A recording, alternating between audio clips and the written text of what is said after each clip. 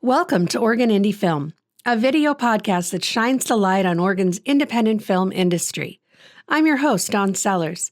I interview Oregon's independent filmmakers who offer insights into the creative process, challenges, and triumphs of making movies in Oregon. The Eastern Oregon Film Festival's 16th year happens this week in Grande, October 15th through the 18th, bringing a curated program that includes 9 features and 41 short films, along with filmmaker Q&A sessions, music, parties, and a special staged reading of Bad Day for Bigfoot, the field trip project chosen this year. I'm joined today by Christopher Jennings, the director and founder of the Eastern Oregon Film Festival.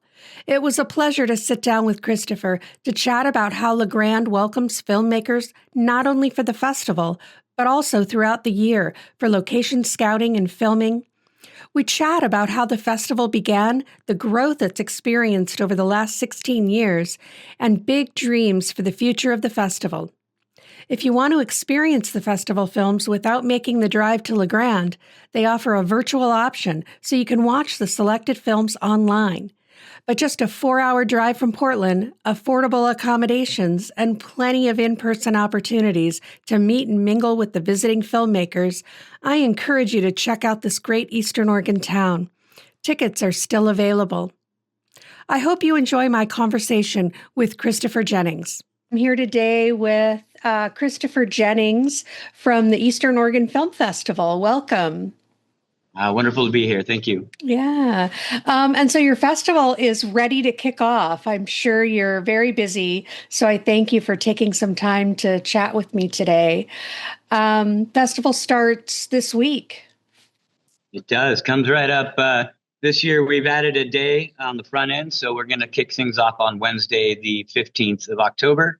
We're traditionally the third weekend in October every year, so we're going to start with a kind of a new event around more or less our efforts to bring production to our area. So we're doing a staged reading of a screenplay called Bad Day for Bigfoot, which is part of came out of a field trip program that we set up and worked with Oregon Film on to recruit and bring filmmaker alums back to the area, give them a week to investigate the area, make connections, build resources, and then do kind of a viability study on their project and if it can work here.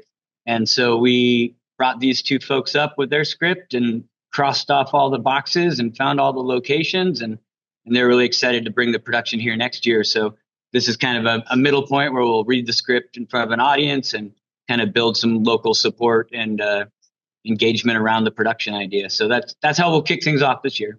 Yeah, and that's a new program that you just launched this year, right? I was reading about that. That's great. So the idea is to bring film to Grande. So is it people that have lived in Grande and are coming back, or is it open to all filmmakers? What's the idea there? Open to all filmmakers, and primarily, it leans into our alumni base. So people who have shown films here or been connected to the Valley through the film festival or other programs, seem to have the most interest, and you can kind of get over that first hurdle of they already know the place a little bit, so they're willing to step out. But this program came out of, we did a filmmaker residency during COVID or right after COVID, which was 3 weeks, or actually 4 weeks at a local hot springs and hotel. Basically, we paid for 6 filmmakers to spend a month writing screenplays for the area. And so, that was a very expensive program. We did 2 years of that, and it was really great. I mean, really wonderful to meet those folks and build those relationships. But just from a budgetary standpoint, it was a little too hefty to keep doing. So we made the field trip program, which is geared towards filmmakers who already have their project developed. So the script is done, mostly have a budget figured out. They know what they're doing. They're just looking for locations and best place to produce it. So that's where we got, I think, 8 applications for the field trips this year. We did 1 full field trip with these filmmakers, and we have another set of the filmmakers who had applied are coming to the festival anyway. So we're kind of doing a mini field trip for them while they're here to kind of touch base and then maybe bring them back later. So. Well, that's very exciting. And the festival itself is this is the 16th year of the Eastern Yeah. Oregon Film Festival. Congratulations. That's great. And is that so obviously it wasn't happening during COVID. You did this residency instead. Well, But we did do our festival every year in COVID. We did oh really? virtual, Oh like a nice. lot of folks did. So we did continue programming. We did, some fun in-person recording, music after parties, and everything was, very much, out of the studio. Um, and so that was a lot of fun, and I think that was important in terms of keeping momentum and keeping, kind of audience engagement. Yeah. Yeah. Now, have you been with the festival for the entire 16 years? I have, yeah. So I started here doing, I was in a film program, the media program at EOU, and kind of playing in that space. I had a lot of friends that were doing similar things. And so I was doing a local filmmaker project at the time, like Grande based, and really trying to build, local interest in making film and stuff. At the same time, Ian Clark, who's a local or, Grande native, um, he was on the filmmakers 25 new faces to watch, I think that year, I think 2009. And so he kind of leveraged a bunch of those filmmakers to come down to do like an inaugural, screening series. And that was kind of the first year was just a handful of films, one day kind of thing. And that was 2009. And I think pretty much immediately we saw the interest and, formed the nonprofit the next year and kind of officialized that moving forward. And so we showed the LeGrand Summer Film Project in tandem with that first series. And then we kind of moved it all together forward after that. So. Yeah. So are you a filmmaker yourself then? I tried. I tried. Not practicing so much. I mean, I started in theater and then got really interested in media and film. I shot a feature here in 2001 or two, and that was kind of our first kind of local effort to really make an indie film, and it burned us out. We spent 2 years of our lives working really hard, and I love the film, I love the project, but there were some technical issues that kept it from really ever going anywhere. And then I found myself doing a lot more community organizing. After that, I'm a bit of a cheerleader when it comes to cultural arts in the area, and so I found very quickly like I was able to help, just leverage a bunch of talent and get them together and get them to do fun things and get creative, and was good at kind of building, just building programs that people could participate in. And I find a lot of joy in that. So. Right. Part of everything I do is building community around the arts. Yeah. Well, and I think, LeGrand has grown a lot in the arts in general, not just film. So that's great. That's very exciting. It's very much needed. And it's a beautiful place to film. So, it sure is. I mean, that's really like, the benefit to the festival too is, it's autumn. All the colors are just changing. It's not dead of winter yet. And so it's really colorful. It's always kind of a hit or miss weather pattern. You can come you'll get sun, you'll get rain, you'll get snow, you'll get sleet. You might get everything in that weekend, which is, kind of part of the magic too. So. Right. If that's what you're looking for your film, it's great. Yeah. Yeah. And so LeGrand is pretty film friendly then. You've created that. So for people that might want to film something there, where would they start? Would they contact you? I think reaching out to me and the festival as a whole is a really good starting point, because we've built a lot of those bridges with kind of the economic departments in the city, and are always first to kind of hand you off as a filmmaker to different resources. So we don't have a formal film office or anything like that, or the chamber doesn't necessarily have policy. We don't have permitting. All this stuff is still it's very malleable and flexible right now. So it's great. Right. Well, LeGrand is a fairly small town. I don't know offhand, what's the population there? Yeah, I think LeGrand proper is probably 12 to 13,000. And then the Valley, there's a few small communities, maybe closer to 20,000 overall in the whole valley. But yeah, it's Yeah. not large.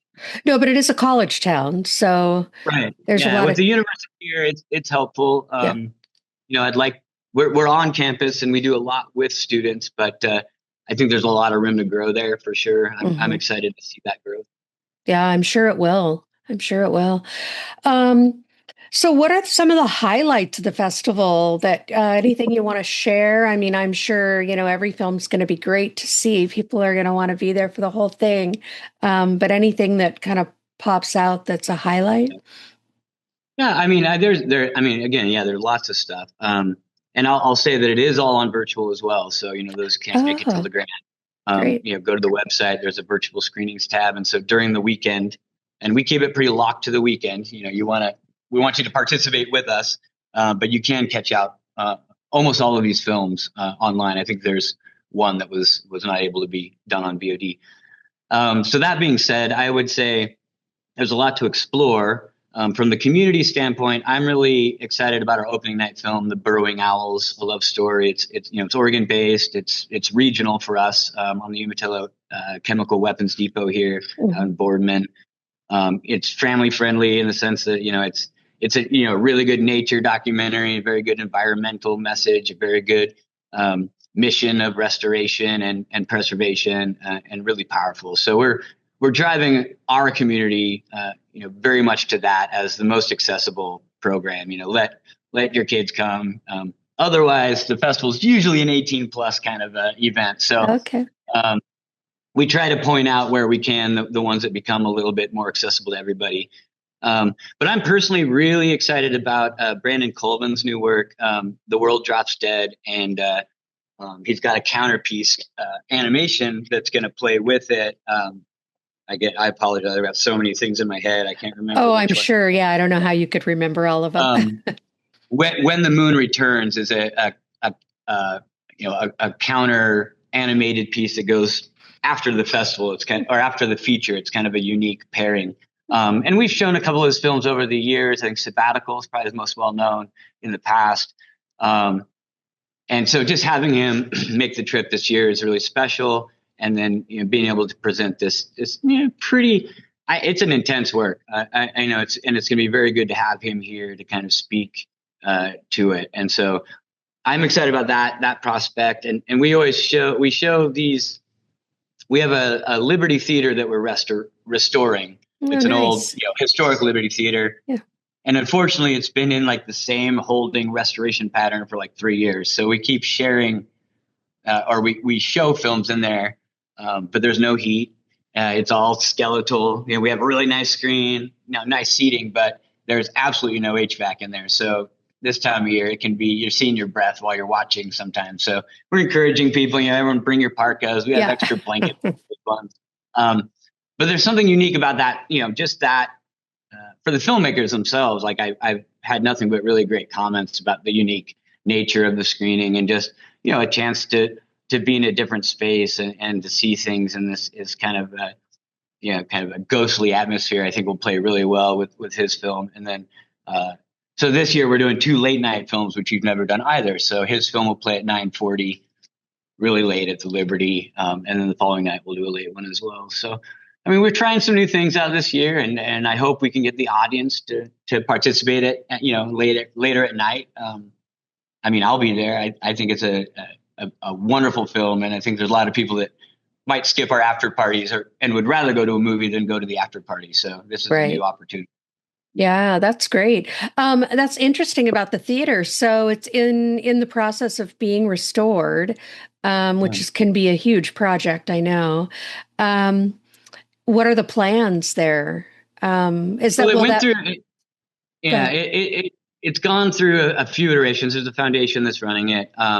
It got a bunch of federal grants, I guess 3 years ago now, that put it on the course to getting the construction completed.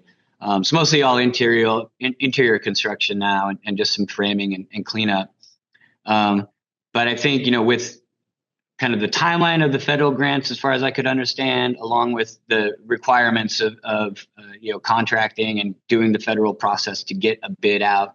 By the time they finally got bids out, like inflation had blown it up, and they only got 2 bids back at like 3 times the budget. And so Right. it's just this kind of constant cycle, unfortunately, locally, that we can't quite get it funded fully to get it done. There's no one contracting locally that can really do it. So we have to go outside. And so there's a lot of hurdles with getting that done. I'm glad I'm not on the foundation, and that's not a project I'm responsible for right now. But I think I might get more involved moving forward, and we're poised to be, to use the space very, in a lot of ways for art house programming, annually, starting to build out, monthly programs. Like that's all in the future if we can get the thing done. So, How many venues are there in the festival? This year we're using 4 total. We use EOU campus, so there's 2 really nice venues just right next to each other. The Mackenzie Theater seats about 400, and then the Schwartz Theater is a smaller black box theater, and we do a lot of stuff in there during the day. It seats about 100, which is usually about kind of our daytime crowd, and so it's a nice little audience. And then we'll use the Liberty for a couple special events. I think we're doing 5 total events down there, throughout the weekend. And then we use HQ, which is where I'm at here. This is I co-own this venue with another person. It's a music mixed creative space venue. And we use it kind of as the filmmaker lounge, beer garden, after party location. So we'll do all the music events here in the evening, do kind of a kickoff VIP toast here on Thursday. Artists can, come in anytime and, hang out in the basement, and we got a photographer that does her portraits, and all that stuff's gonna kind of happens in this little space throughout the weekend. So you can spend most of the day on campus, but usually you end up having to come downtown somehow to the Liberty or to our venue here. Yeah, I mean, I've heard from filmmakers that have attended that it's a great festival for filmmakers. So that's always important, I think, for us to feel like we're appreciated and that it's a fun experience. Right. And I worry. I mean, I worry about that. Like, right. I really do. I worry about it to a degree, but I also, there's part of me that's like, this place itself is magic. Stay right there. We'll be back to hear more in just a moment. Calling all filmmakers, performers, and creatives. The Soundstage is your home for high-quality recording in the Portland area. Whether you're working on an audio or video podcast, voiceover project, audiobook, casting your next film, or need help with that self-tape audition, we offer a professional, welcoming studio space. Come record with confidence and mention the Oregon Indie Film Podcast to get $5 off your next session. Learn more about The Soundstage, the Northwest's premier voiceover and recording studio, at thesoundstagenw.com. Hey there. If you're enjoying this episode of Oregon Indie Film, don't go anywhere. We've got more great conversation coming up. And if you believe in uplifting local voices and the power of independent storytelling, we'd love your support. Hit that follow button, share the show with a friend, or leave us a quick 5-star review. It makes a big difference. Want to get more involved? Reach out at OregonIndieFilm@gmail.com. Now, back to the episode. And just the idea of, if we can just boil it down to like, hey, we're getting together to talk about stories that you've made as a filmmaker and stories that we're watching as an audience, and how, we get this great opportunity to not only take in your story, but to hear your perspective on your story. Like, we get that opportunity, which I think doesn't happen a lot. So, and the other festivals I've gone to have always been a little separated. Like, here's the filmmaker track going here, and here's the audience track here, and they don't really interact. And with the nature of our festival, you're just crammed into the same spaces the entire time. So you're moving to the bars, you're moving to lunch, you're running into audience members, you're always talking with people. And I think that's what they enjoy. They really, it takes away the worry, or like the kind of the professional, like, oh, I got to step in tile and I got to, all this. And it's really just comes down to the artists and their chance to really just dive in deep about their work and each other, and let go of some of the worries that might be on their shoulders. Yeah. And you have 9 feature films and 41 shorts I saw on the website. So quite a few films in It's a this. big one. Yeah. Yeah, that's great. I was also noticing that you have like an annual membership for the film festival. Can you tell us a little bit about how that works? I thought that was kind of unique and creative, so I'd love to hear more. Yeah, we do. So we call it the Festival Friends program. It's $250 a year. It's a, recurring sponsorship, auto renew every year for you. And that will, lock in your pass for the festival, gives you some discounts, where you can go and buy, up to 5 passes for your friends at 50% off. So it's more of a, it's a little community builder program, really. So we're encouraging our friends to get their friends and build a little gaggle of friends and come watch a bunch of movies. And then, and as we move forward, especially with art house cinema, kind of building on our annual programming, things we're going to do in the spring, the friends get to participate more in that. So, they'll get the free tickets to those annual programs or discounts on things coming up, and, they get a special T-shirt, and, it's a really good way to support the festival at an annual level, help us build a base of ongoing support. And then, take care of like all your festival worries. You kind of get your pass, you get everything ahead of time, and you can just show up and slap on your friend T-shirt and hang out in the VIP lounge. So we, friends are VIPs, same thing over here. And so we kind of throw our VIPs, our friends, and our filmmakers all together quite a bit. And so, yeah, it's just a really great way to support. There's, as we go in and out of virtual access, there's some, freebies on virtual, some, things pop up and let you participate in some different things as friends. So, but I'd say it's small and growing program, trying to really wrap our heads around the best approach to a membership. We've looked at a lot of other models and trying to find one that works for our community. Maybe we need to start looking outside of our community more at these membership, our member base. But for now, we have to kind of keep an eye on our rural area and what that price point might be high for some of our local people we found. And so we're just trying to make the festival as accessible as we can to our community, because there is a lot of need there in terms of access. But at the same time, building, kind of working to build a base of support that might not be from our area that likes to come to the festival, right? So they're willing to support because they like the work we're doing. Maybe they like the area enough that they'll eventually be here more. I don't know, but it's a good opportunity for not only locals, but also our regional and kind of growing national audience to, if they want to support us annually, that's the way to go. Yeah. Well, I think offering, the virtual option is great too, because it does give people the opportunity that can't make the drive or can't take the time for the whole weekend. They can still take in some great films. Are most of the films from Oregon then? No, they're all over. We have a few international films. Most are all U.S. based. I think there's a couple Canadian films in there. We do have a specific Oregon comedy shorts block, which is 3 Oregon specific short films that are grouped together, and we're excited to share all those and have the filmmakers here. But we typically, it's a national call, and we put it out everywhere, through Film Freeway. We do look to kind of create a program that can reach everyone at some degree. It may not be every film's for everyone, of course, but, we do try to build an arc of curation so that, we can tap into local organizations or groups to kind of pair up and have conversations. An example this year is our closing night film, Into the Unknown, a cancer story, or my cancer story. Matthew, I lost his last name. He's also an alum. He's shown a couple films here. He recently went through a very aggressive stage 4 appendix cancer, I believe is what it was. Wow. And he documented the whole thing. So his whole journey. It was a very intimate, but also very just touching and I think universally accessible documentary about that for himself.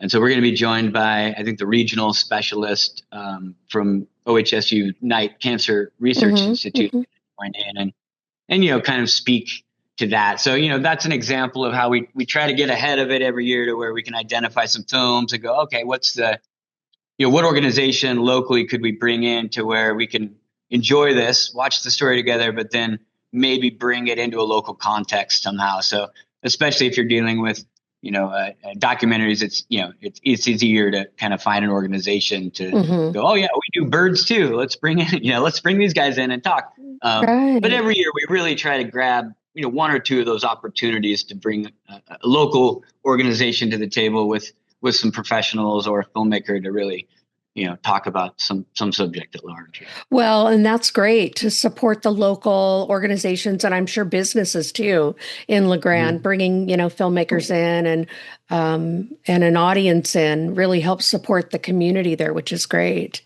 Yeah, we're really excited. We're going to work with the EOU after this festival to get us a kind of an economic impact study done over the last few years. Like since COVID, we knew we took a big dip at COVID.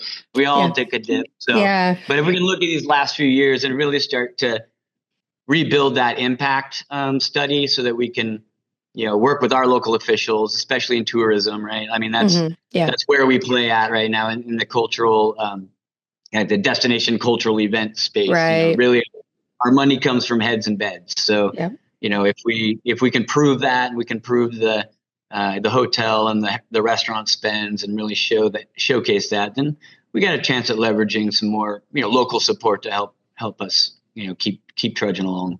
Yeah. I always like to ask guests this question, and that is, what's your big, beautiful dream? Like, I imagine that you probably have quite a few because it sounds like you are a community-minded person and doing some great things in La Grande. But if you had unlimited time and money, what's your big, beautiful dream that you would do? Film related or not? Yeah, I mean, I think that's a good question because I do have millions of ideas, but I think we want to keep it kind of contained to maybe the vision of this, going forward. I think what's unique about our area is that or specifically this program, this event, is it's got the most ability to grow in our region right now. Like looking at some of the other events and groups and things that are doing things, like we really have like a ceiling that just keeps going.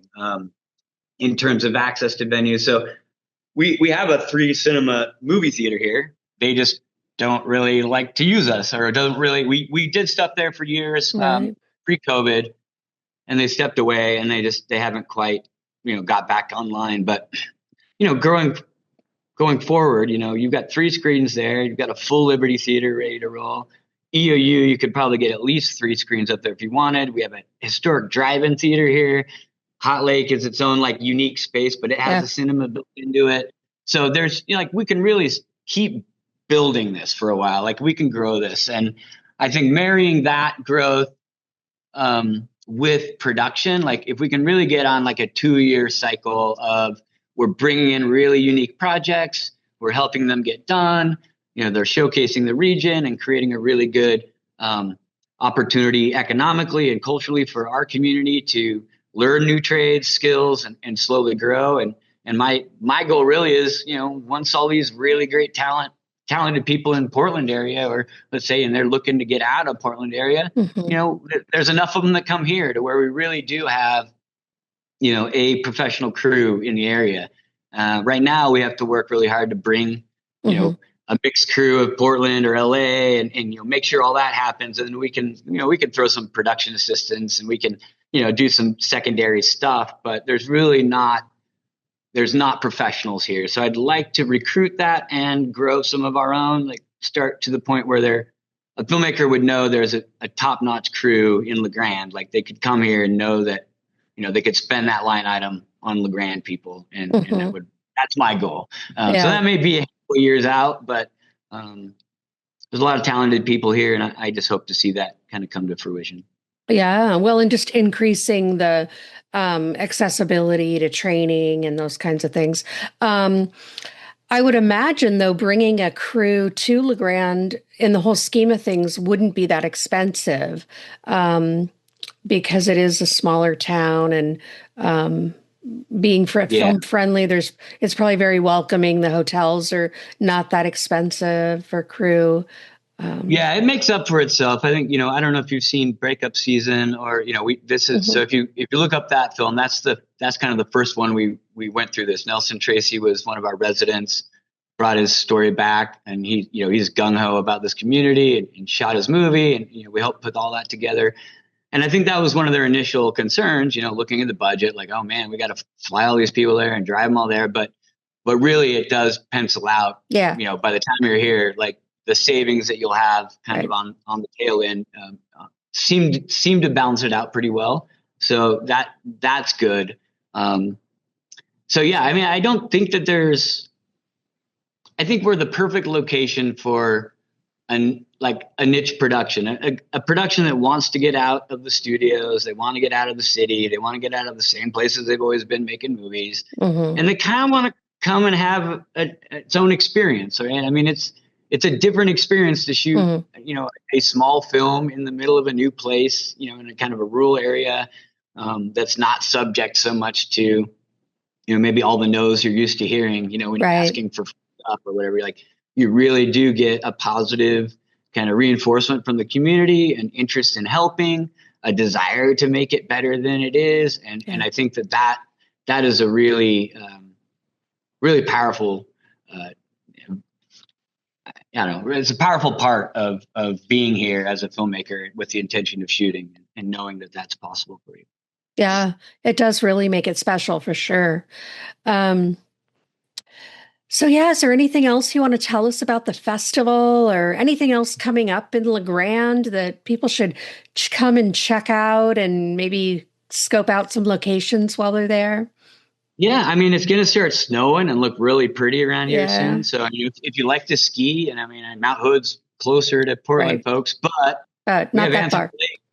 45 minutes from here, Anthony Lakes is like the best small ski in Oregon, and nobody knows about it. So come out here in the winter. We'll show you the town. You can watch some music or something in Le Grande, and we'll point you to the mountains. The festival itself, if you can watch virtually, if you can really get across the state, do it, or wherever you're coming from, wherever you're hearing from. I mean, I encourage anybody to travel up here and kick it for the weekend and explore it. But there's so much good content this year that it's worth flipping through the virtual catalog and maybe picking something to spend the weekend chewing on, and we'd love to hear your feedback. Those are part of our Audience Choice Awards is the virtual. So, you do have the opportunity to vote and participate that way if you do the virtuals. Nice. Now, will the awards be online as well? So is that something people could watch? Yeah, well, we won't do like a streamed presentation. Oh, okay. What we will do is probably give 3 awards out on the closing night here locally. So there'll be a following press release that'll do that. And then it might be about a week before the Audience Choice Awards are announced. So we'll get through all the VOD, which kind of spills into Monday a little bit for people to wrap up. Okay. So you'll see two kind of announcements come out afterwards, and hopefully some good photos of the awardees, and maybe hopefully an awardee will be there. I don't know exactly, but yeah, hopefully. We're typically, I don't think this is the first year we'll probably actually give awards at the festival. We've always kind of tallied everything up afterwards, and then done more of a follow up. It hasn't ever been about the awards for us, right? And, it's important for the filmmakers to notch it in and get those laurels, and so we do want to follow up and make sure that they're recognized as really excellent filmmakers in relation to our program. But I do always want to step back and be like, it's like everyone who got selected, in my opinion, is a winner for sure. Yeah. Yeah, they're amazing films, and just the opportunity to be able to share them with our audience, I'm grateful for. Yeah, and Le Grande really is only 4 hours from Portland, so it's not that bad. Far. Grab your friends. You get to drive the Columbia a lot of the way. I mean, granted, it gets a little gross around Boardman. It's a little boring around then, but yeah. But it's a beautiful drive for sure. Yeah. So great. Well, I will put links in the show notes for tickets, the virtual option. You guys are also on Instagram and Facebook, I think. So you're easily found online. And I'm going to let you go because I know you're really busy. You've got a whole festival to put on. I got hit with that sick bug last night. I really bad, and that's usual par for the course. I usually like weekend before I go through this and then I'm back. So here's the healing, and an awesome film fest next week. Yeah, and then for filmmakers that didn't submit, you're on Film Freeway. Probably when will you open up for submissions for next year? We typically open January 1. But we potentially will open a little earlier this year. So, keep an eye out on Film Freeway. We'd love to have you. And then the field trip program that I saw opens up in November for next year. So if somebody has a film, I know. If somebody has a film that's kind of ready to go and they want to film in La Grande, they should watch for that to open up. Yeah, absolutely. It's a great free trip to come check out the area and explore it, and kind of, there's a lot of value in that. So I highly encourage that. Yeah, wonderful. Well, thank you so much, Christopher, for your time, and best of luck with the festival. And I'll probably try to check some films out online, knowing that that's available. Yeah. Great. All right. Well, thank you so much. Yeah, wonderful to meet you. Have a great day. Thanks so much for listening. You'll find links in the show notes for tickets to the festival, both in person and virtual, as well as social media for Eastern Oregon Film Festival. Follow along so you can find out when submissions open for next year, more about the field trip program, and the annual membership support option for the organization. If you would like to continue the conversation with Chistopher, reach out to plan a visit and explore the La Grande area. Maybe the location and resources available are a good fit for your next film. If you enjoyed this episode, please take a moment to leave a 5-star review and share it on your social media. It helps us connect with more indie film lovers. Would you like to support the podcast by becoming a guest or a sponsor? Reach out, OregonIndieFilm@gmail.com.